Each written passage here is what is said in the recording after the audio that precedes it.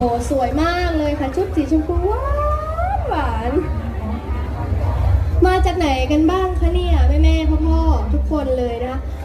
ไม่อะไรนะคะขอมาจากฉะแล้วที่นี่ที่ไหน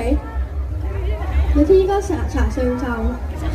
ตะโกนไม่รู้ก็สมาไกลเชียวนะคะเมื่อกี้มาจากระยองใช่ไหมคะสวัสดีนะคะคุณแม่มาจากระยอง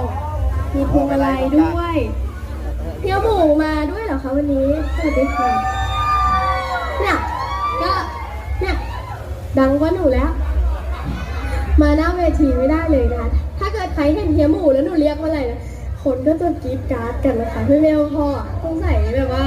เฮียหมูหล่อไงคะวันนี้เฮียหมูมีนี่ไหมคะเก้าอี้อ๋อเวทีไม่สูงขอบคุณค่ะ